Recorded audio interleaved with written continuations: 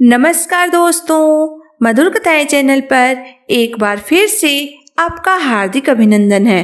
तो आज की मेरी कहानी का शीर्षक है भेदभाव। तो चलिए शुरू करते हैं आज की अपनी ये कहानी। सुजाता और संध्या दोनों सगी बहनें थी। दोनों एक दूसरे से बहुत प्यार करती थी। संध्या बड़ी बहन थी और सुजाता छोटी। सुजाता अपनी दीदी की बहुत इज्जत करती थी। संध्या सुजाता से 2 साल बड़ी थी।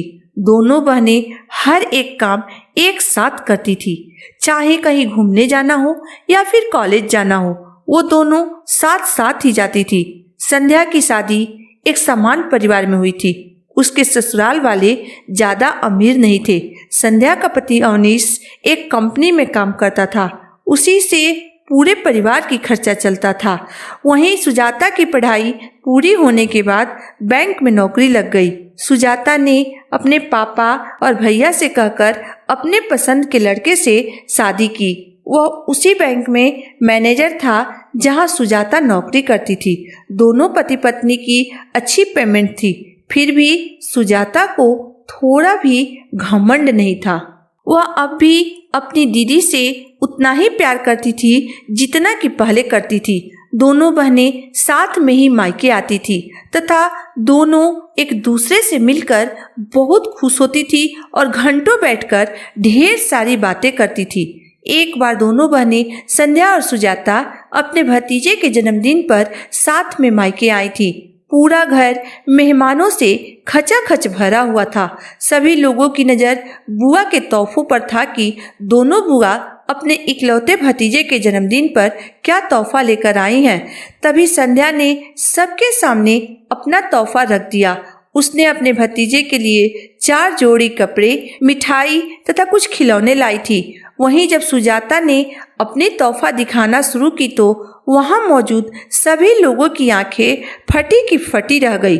सुजाता ने ढेर सारे महंगे कपड़े, एक छोटी साइकिल, ढेरों खिलौने और एक सोने की चेन लाई थी। उसके साथ महंगे चॉकलेटों से भरा हुआ बास्केट भी था। इतना सब कुछ देखकर उसके भैया और भाभी दंग रह गए। उसकी माँ ने एक हल्की डांट लगाते हुए बोली, बेटा इतना खर्च करने की क्या जरूरत थी? तेरे भैया भाभी क्या तेरे इस तोहफे का मोल चुका पाएंगे? सुजाता बोली, माँ मैं अपने भतीजे को दे रही हूँ, भैया भाभी को नहीं। जो भैया भाभी को उसका मोल चुकाना पड़ेगा। माँ आप चिंता मत करिए, मुझे कुछ नहीं चाहिए। पार्टी में आए सभी मेहमान सुजाता की तारीफ करते हुए नहीं थक रहे थे। सब लोग कह रहे थे कि आज तो बुआ ने खजाना ही लुटा दिया। सुजाता के भैया भाभी ने तो सुजाता को जैसे अपने पलकों पर ही बैठा लिया था।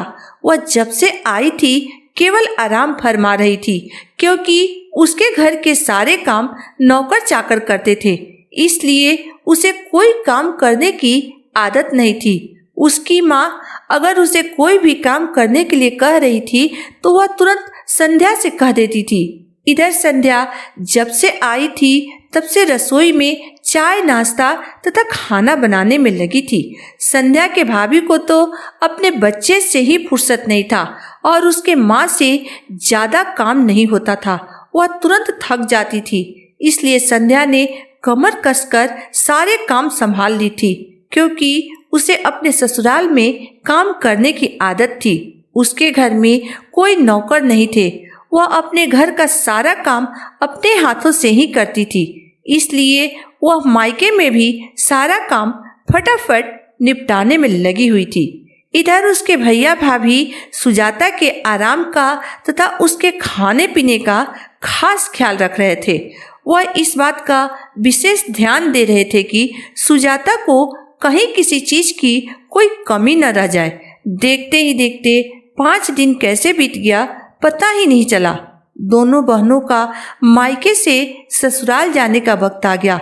विदाई के वक्त भाभी ने दोनों बहनों को मिठाई तथा रुपयों से भरी लिफाफे पकड़ा दिए तथा एक एक साड़ी भी रख दी। सुजाता ने खुश होकर संध्या से कहा, दीदी जरा अपनी साड़ी तो दिखाओ, कि भाभी ने आपको कैसी साड़ी दी है। सुजाता संध्या की साड़ी देखकर बहुत दुखी हुई। वह सोचने लगी कि भाभी दोनों बहनों के बीच इतना भेदभाव कैसे कर सकती हैं। दीदी को एक नॉर्मल कम दाम की साड़ी दी है और मुझे महंगे दाम की सिल्क की साड़ी दी है।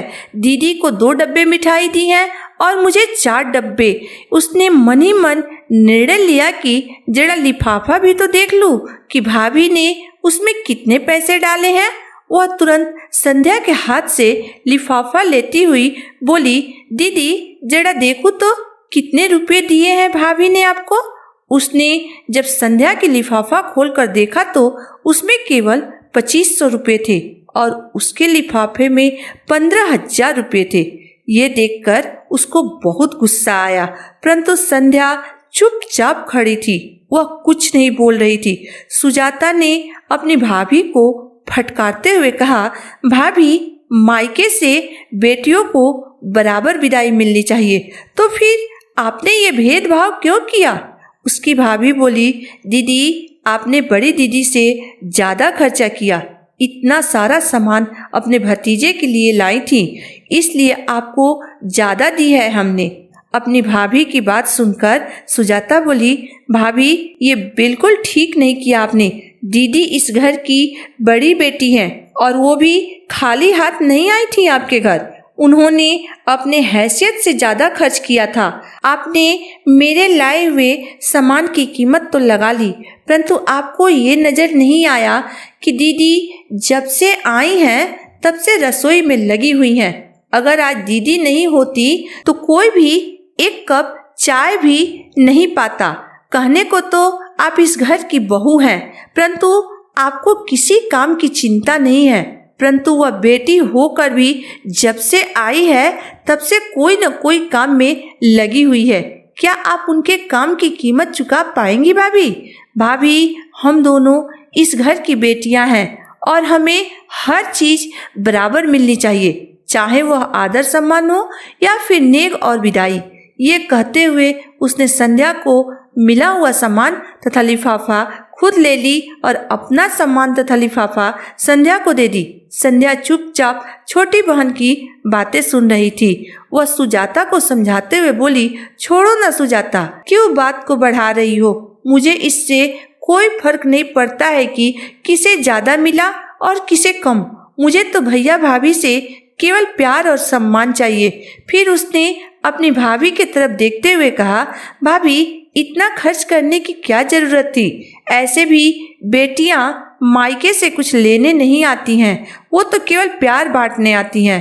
भाभी ने दोनों बहनों से अपनी गलती की माफ़ी मांगी और दोनों बहनों को बराबर विदाई देकर हंसी खुशी विदा किया। तो दोस्तों आज की मेरी कहानी यहीं तक थी।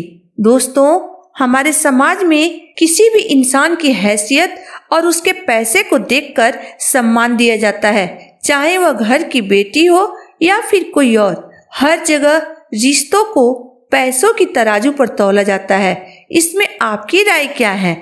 अगर आपको मेरी कहानी अंत तक पढ़ने और सुनने के बाद पसंद आई हो तो मेरे वीडियो को लाइक कर दीजिएगा, चैनल को सब्सक्राइब कर दीजिएगा। तो फिर मिलते हैं एक नई वीडियो एक नई कहानी के साथ। तब तक के लिए धन्यवाद।